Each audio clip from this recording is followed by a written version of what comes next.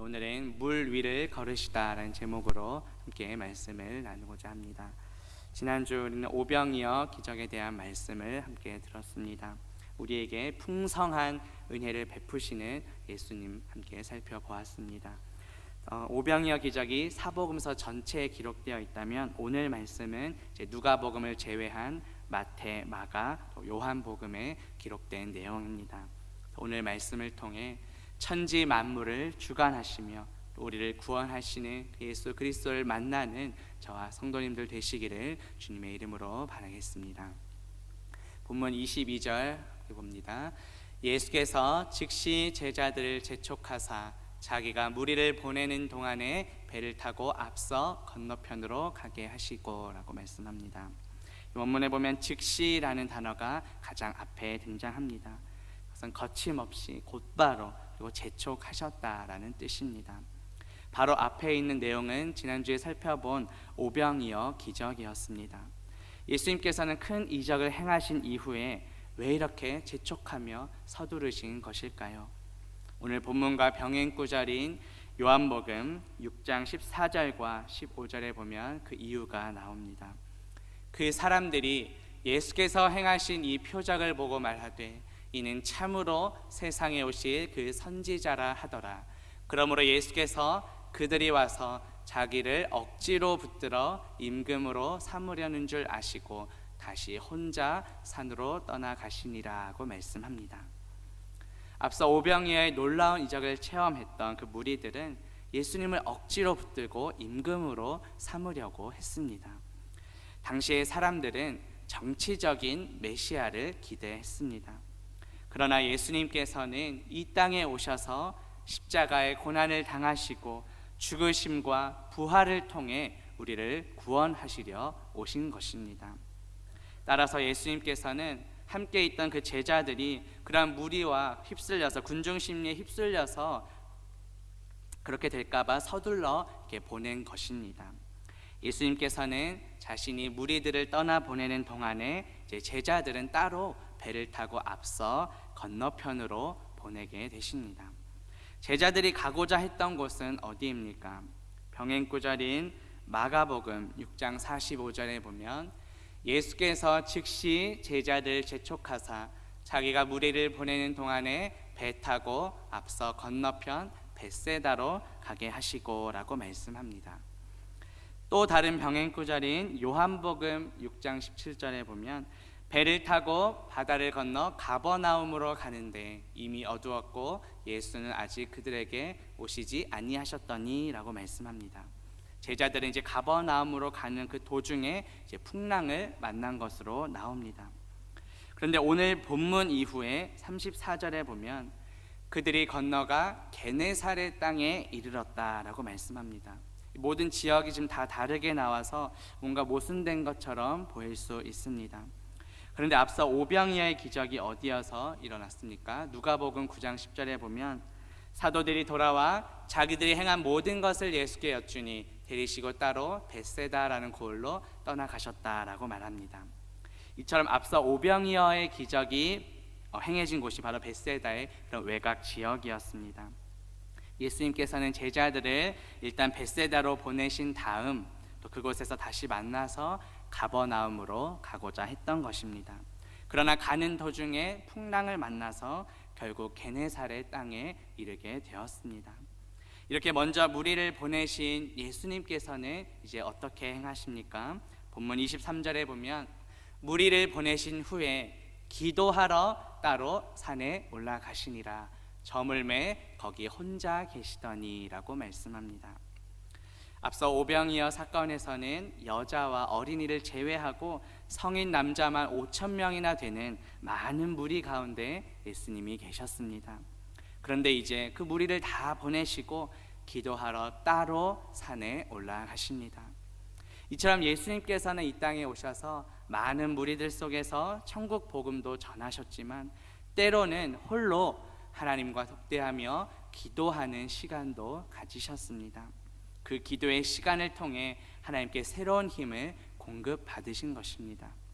이러한 주님의 모습은 교회 사역을 감당하는 우리 모두에게 중요한 교훈을 줍니다. 우리의 힘과 능력만으로는 모든 사역을 감당할 수 없습니다. 기도를 통해 하나님께서 주시는 그런 영적인 능력을 공급받고 재충전하는 시간이 필요합니다. 이번 주일 설교에서도 우리는 예수 그리스도의 피를 통해 죄사함뿐만 아니라 풍성한 은혜를 누릴 수 있음을 들었습니다. 그리고 예수 그리스도의 피를 공급받는 길은 오직 말씀과 기도임을 들었습니다. 하나님과의 이런 교제의 시간을 통해 풍성한 은혜와 능력을 공급받는 저와 성도님들 되시기를 주님의 이름으로 바라겠습니다. 예수님께서 이렇게 따로 하나님과 기도 시간을 갖는 동안 제자들에게 어떠한 일이 벌어집니까? 본문 24절 보시면 배가 이미 육지에서 술이나 떠나서 바람이 거스름으로 물결로 말미암아 고난을 당하더라고 말씀합니다.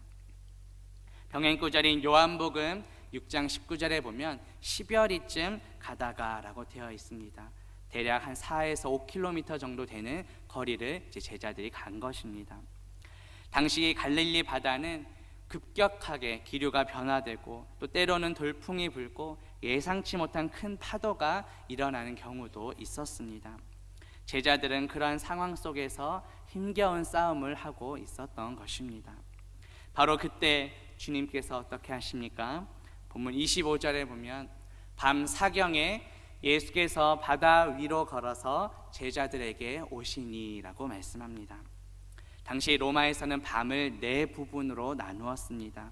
따라서 밤 사경은 새벽 3시에서 6시 사이를 가리킵니다. 앞서 예수님께서 제자들과 헤어졌던 시간이 언제입니까? 오병이어 사건이 마치자마자 즉시 제자들을 보내셨습니다. 그리고 때가 저물었을 때 예수님께서는 기도하러 산에 올라가셨습니다. 대략 저녁 6, 7시쯤 해가 저물었다고 치면 최소한 7, 8시간 이상은 제자들이 힘겹게 바다 위에서 사투를 벌이고 있었던 것입니다. 그리고 예수님께서는 거의 밤새 기도의 시간을 가지셨음을 우리가 볼 수 있습니다. 병행구절인 마가복음 6장 48절에 보면 바람이 거스름으로 제자들이 힘겹게 노젓는 것을 보시고 밤 사경쯤에 바다 위로 걸어서 그들에게 오사 지나가려고 하시매라고 말씀합니다. 예수님께서는 제자들이 힘겹게 노젓는 것을 보시고 계셨습니다. 그리고 바다 위를 걸어서 제자들에게 가십니다. 그런데 제자들이 이렇게 풍랑을 만난 것은 사실 이번이 처음이 아니었습니다. 앞서 마태복음 8장에도 풍랑을 만난 일이 일어납니다. 그런데 오늘 본문과의 차이점은 그때는 예수님께서 제자들과 함께 배에 타고 계셨다는 것입니다. 바다에 큰 놀이 일어나서 배가 물결에 덮이게 되었는데 예수님께서는 그 배 안에서 주무시고 계셨습니다. 제자들이 자신들이 죽겠다며 그 주무시는 예수님을 깨우고 구원해 달라고 합니다. 그러자 예수님께서는 믿음이 작은 자들아 어찌 무서워하느냐며 또 바람과 바다를 꾸짖으십니다. 마태복음 8장 26절에 보면 예수께서 이르시되 어찌하여 무서워하느냐 믿음이 작은 자들아 하시고 곧 일어나사 바람과 바다를 꾸짖으시니 아주 잔잔하게 되었다라고 말씀합니다. 이렇게 제자들은 앞서 천지 만물을 다스리시는 그 주님을 이미 경험했었습니다. 오늘 본문에서 또 비슷한 상황이 벌어집니다. 그런데 이번에는 예수님께서 배에 함께 타지 않는 그런 상황입니다. 그런데 바다 위를 걸어오시는 그 예수님을 보며 혹시 유령이 아닌가 깜짝 놀라게 됩니다. 본문 26절에 보면 제자들이 그가 예수님께서 바다 위로 걸어오심을 보고 놀라 유령이라 하며 무서워하여 소리 지르거늘이라고 말씀합니다. 예수님께서는 천지 만물을 창조하신 창조주 하나님이십니다. 앞서 바람과 바다를 잔잔하게 하신 그 창조주께서 바다 위를 걷는 것은 그리 놀라운 일이 아닙니다. 하지만 제자들은 앞서 예수님의 능력을 이미 경험했음에도 불구하고 여전히 예수님에 대해 오해하며 혹시 유령은 아닌가 하고 놀라고 있습니다. 그렇다면 우리는 예수님을 어떠한 분으로 알고 또 믿고 있습니까? 내가 가지고 있는 어떠한 기준과 또 내가 이해할 수 있는 그런 상식의 범위 안에서만 믿고 있진 않은지 돌아봅시다.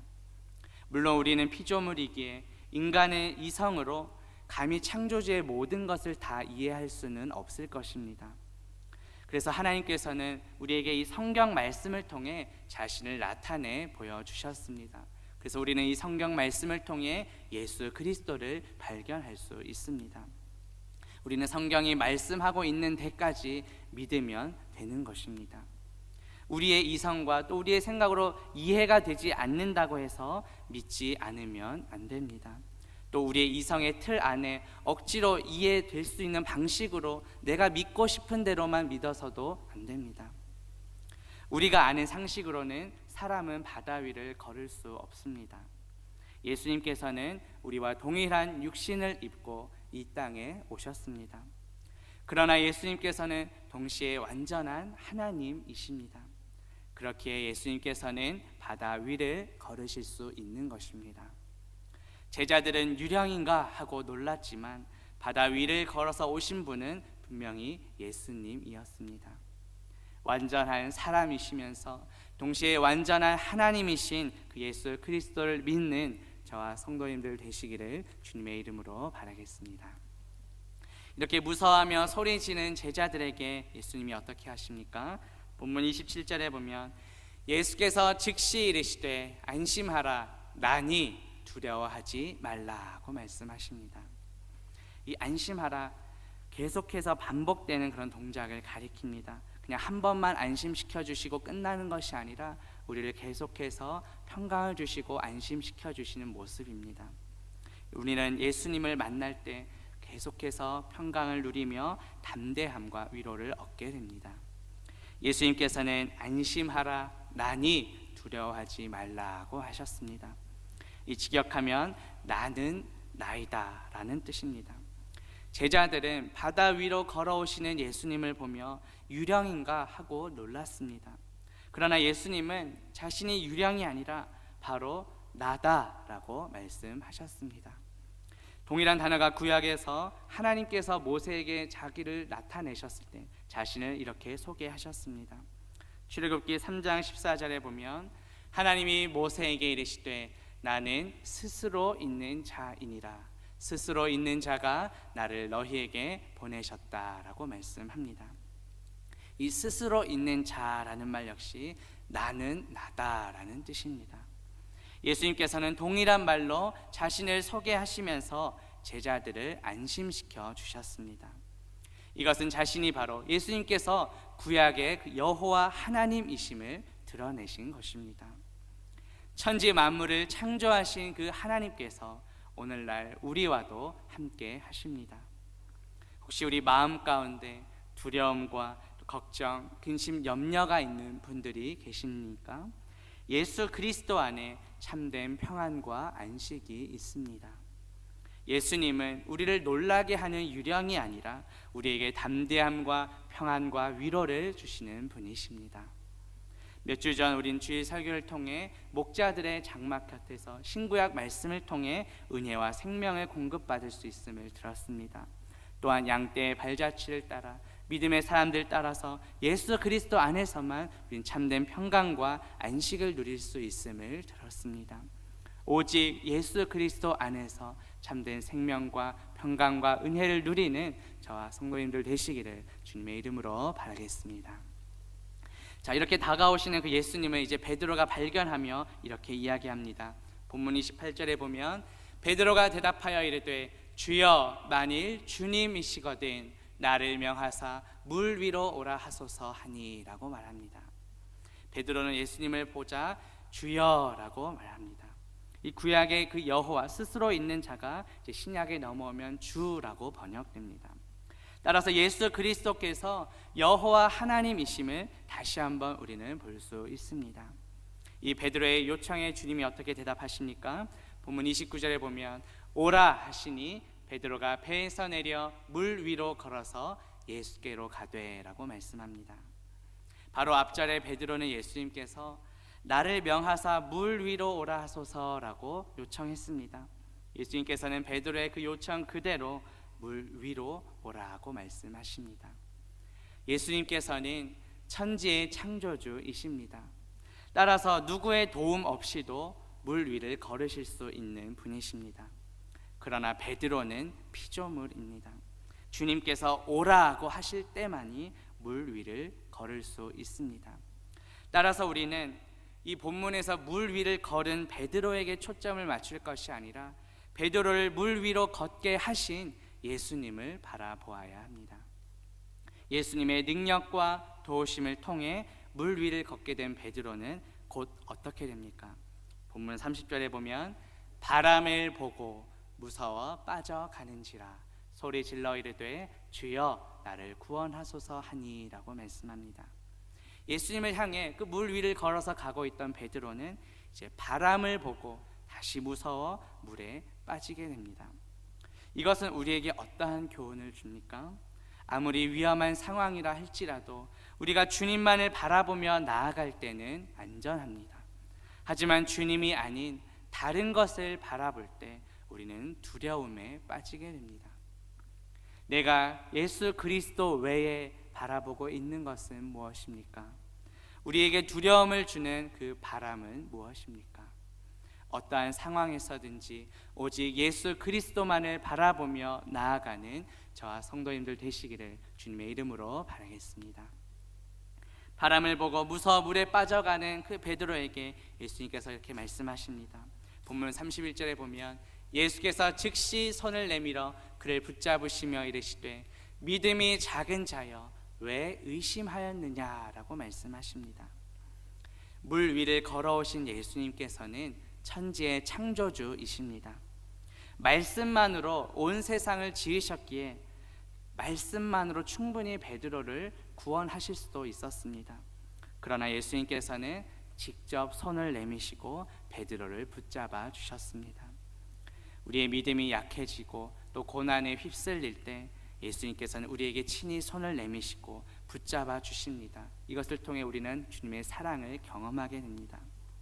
예수님은 베드로에게 믿음이 작은 자여 왜 의심하였느냐라고 말씀하십니다.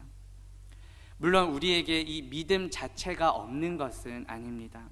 우리는 예수 그리스도를 나의 구원자로 믿고 또 내 삶의 주인으로 모시며 살아가고 있습니다.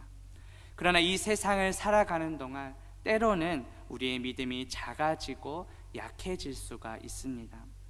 우리에게 닥치는 여러 환난과 시련 때문에 주님을 향한 믿음이 잠시 흔들릴 때도 있습니다. 이 의심한다라는 것이 마음이 한결같지 못함을 가리킵니다. 예수님을 향해 그 물 위를 걸어가던 그 베드로는 바람을 보고 무서워 물에 빠지게 되었습니다. 예수님을 향해 예수님만을 바라보고 한결같이 나아가야 하는데 그러지 못했던 것입니다. 우리의 모습은 어떠한지 돌아봅시다. 세상의 여러 고난과 풍파로 인해 우리의 믿음이 작아지고 또 약해지진 않았는지 돌아봅시다. 우리는 그렇다면 어떻게 크고 강한 믿음을 가질 수 있을까요? 신약성경 로마서 10장 17절에 보면 그러므로 믿음은 들음에서 나며 들음은 그리스도의 말씀으로 말미암았느니라고 말합니다. 우리의 믿음은 그리스도의 말씀을 들을 때 성장합니다. 이번 주일 설교를 통해서도 우리는 말씀과 기도를 통해 그리스도의 풍성한 은혜를 경험할 수 있음을 들었습니다. 또 히브리서 11장 6절에 보면 믿음이 없이는 하나님을 기쁘시게 하지 못한다라고 말씀합니다. 말씀과 기도를 통해 우리의 믿음이 자라나서 그 믿음으로 하나님을 기쁘시게 하는 저와 성도님들 되시기를 주님의 이름으로 바라겠습니다. 베드로의 이런 작은 믿음, 그런 의심하는 것을 지적하신 예수님께서 이제 어떻게 말씀하십니까? 본문 32절에 보면 배에 함께 오름에 바람이 그치는지라 하고 말씀합니다. 예수님께서는 베드로를 붙잡으시고 배에 함께 오르셨습니다. 바로 그때 바람이 그치게 됩니다. 베드로를 두렵게 만들고 물에 빠지게 했던 그 바람이 완전히 멈추었습니다. 이 모든 것을 통해 예수님께서 자연 만물을 통치하시고 다스리시는 창조주이심을 우리는 다시 한번 볼 수 있습니다. 예수님과 베드로가 함께 배에 오르자 배에 있던 사람들이 어떻게 합니까? 본문 마지막 33절에 보면 배에 있는 사람들이 예수께 절하며 이르되 진실로 하나님의 아들이로소이다 라고 말씀합니다. 배에 있던 사람들은 예수님이 앞서 보내셨던 바로 그 제자들입니다. 절한다라는 것은 바로 예배한다라는 의미입니다. 베드로는 그 베드로를 물 위로 걷게 하시고 바람을 그치게 하신 이 모든 상황을 지켜본 제자들이 예수님께 경배합니다. 예수님이 진실로 하나님의 아들이심을 고백합니다.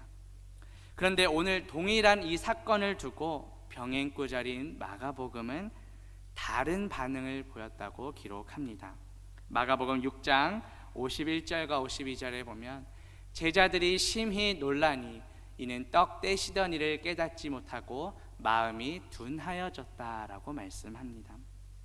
마태는 예수님께서 행하신 그 일들을 통해 제자들이 예수님을 예배했다라고 기록했습니다. 그런데 마가는 마음이 둔하여 단지 놀라기만 했던 제자들도 있었음을 기록합니다. 이 동일한 사건을 두고 여러 다양한 반응이 있었음을 우리는 볼 수 있습니다. 그렇다면 오늘 말씀을 통해 우리의 반응은 어떠해야 하겠습니까? 우리의 마음도 둔하여져서 단지 놀라는 정도에 그쳐서는 안 될 것입니다. 이 모든 것을 행하신 예수님께서 하나님의 아들이심을 인정하며 경배하는 우리가 되어야 합니다. 예수님은 우리의 예배를 받으시기에 합당하신 분이십니다. 꼭 이렇게 놀라운 일을 행해서만이 아니라 예수님 자체만으로 충분히 예배를 받기에 합당하십니다. 우리가 하나님을 예배하는 이유가 무엇입니까? 우리는 무엇 때문에 하나님을 예배하고 있습니까? 단지 나의 만족과 유익을 위해서 하는 것이 아닙니다. 또 예배를 통해 내가 은혜를 받고자 함도 아닙니다. 우리를 창조하시고 우리를 구원하신 그 은혜에 감사하며 그 하나님께 반응하는 것입니다. 이번 주일 설교를 통해 우리는 예수 그리스도께서 고벨화 송이임을 들었습니다. 고벨화는 속전이라는 뜻이고 이 속전은 우리의 죄사함, 죄로부터의 해방을 가리킵니다. 십자가의 죽으심을 통해 우리를 죄에서 자유케 해주시고 또 부활하셔서 우리에게 영원한 생명을 주신 그 주님께 감사하며 예배하는 저와 성도님들 되시기를 주님의 이름으로 바라겠습니다. 예, 기도합니다. 하나님 아버지, 오늘 말씀을 통해 물 위를 걸으신 예수님께서는 천지 만물의 창조주이시며 우리의 예배를 받기에 합당하신 분임을 깨닫게 하시니 감사합니다. 우리를 두렵게 만드는 바람을 바라보는 것이 아니라 오직 예수 그리스도만을 바라보며 나아가게 하옵소서. 예수님께서 행하신 그 자체에만 머물러서 놀라는 것이 아니라 그 모든 일을 행하신 예수님을 예배하는 우리 모두가 되게 하옵소서. 예수 그리스도의 이름으로 기도합니다. 아멘.